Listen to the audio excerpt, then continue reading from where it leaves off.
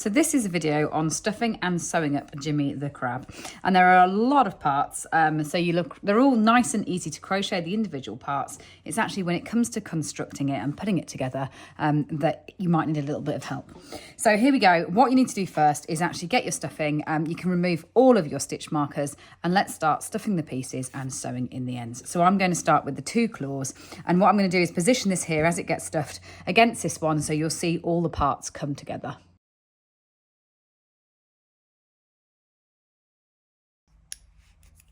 Now, if you've got a gap like that where you've rejoined to work that round, a little tip from me would be that if you just use the end to gather those stitches on the end of the claw,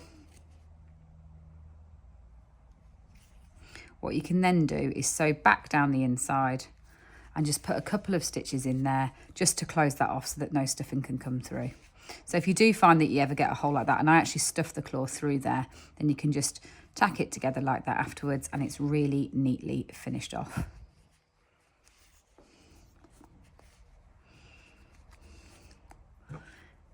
And do use the other end of your hook. So obviously I've pushed the stuffing into there. What I'm going to do there is just turn that around and pull that up so that I've got stuffing running right the way through the claw to the end.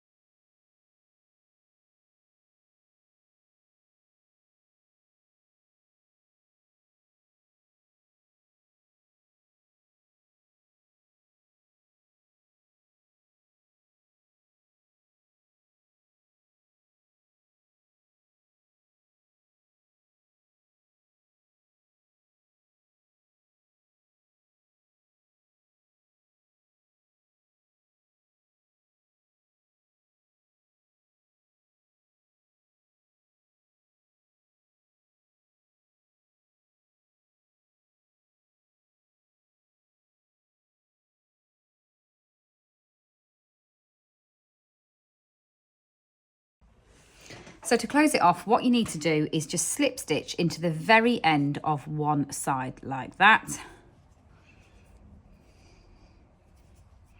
And then you're actually going to work a small pattern but through both sides of the rounds in order to close it off. So you're going to double crochet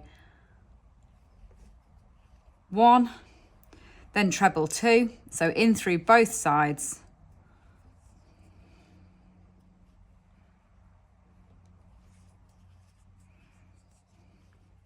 Double crochet again, and then slip stitch 1.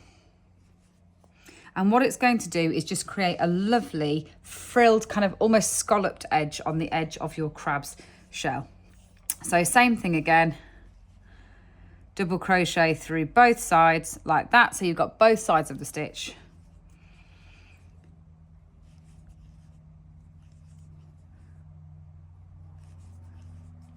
Two trebles,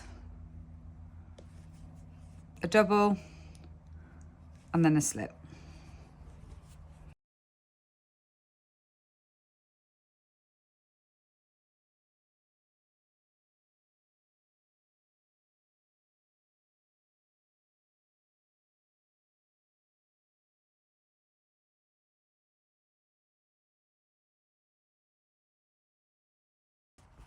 And with that finished, it's time to actually assemble the rest of our crab. So sew in that end like that.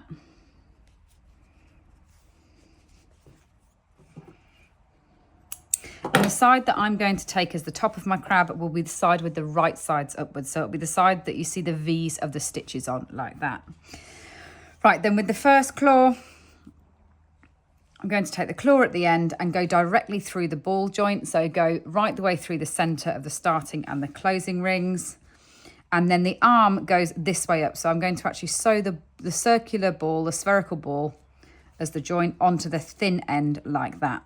Now, how much or how little movement you want in your crab is really up to you at this stage. If you want lots and lots of movement, so it's really floppy, you can just leave it with the yarn going through, although I would say to go right the way through again, so at least you're on 2 strands. But what can be quite nice, you'll still retain movement, but it'll be much stronger, is if you literally just sew around the 6 inner rings, starts or finishes together like that. So you've got a nice strong joint, but it has at least got 4 or 5 stitches in. So then go through to the other one and do it in the same way.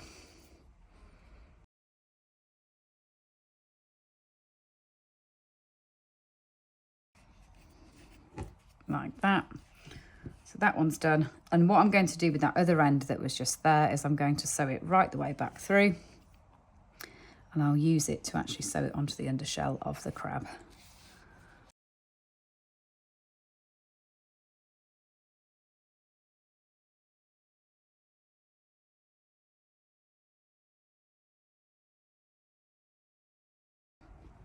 Exactly the same thing on the other side.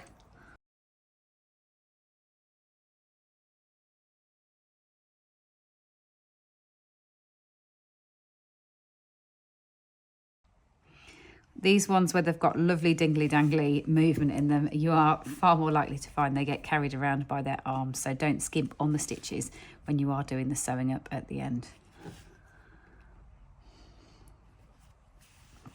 Right, that's the 2 claws in position, and the only thing to really note is to see how the claws have a definite larger claw and a smaller claw. I've got the smaller claws on the inside.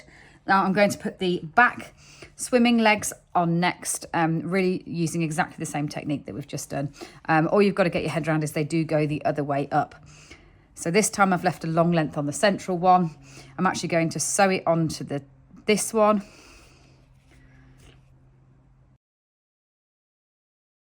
Ready to sew into position on the corner.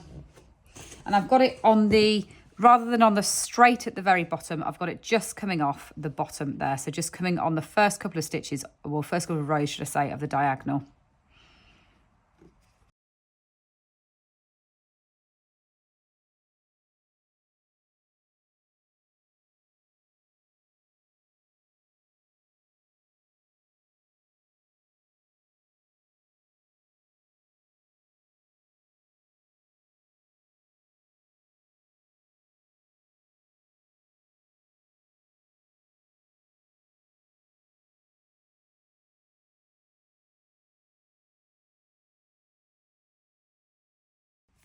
So when you've got a short end like that from where you began, just curve that up and push that inside. And you'll need a tiny pinch of stuffing, not a lot at all, just to hold that in a bit more of a 3D shape.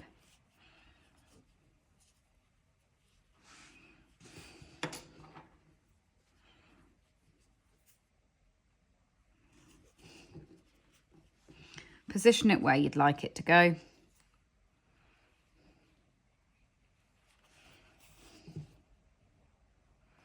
And sew that into place.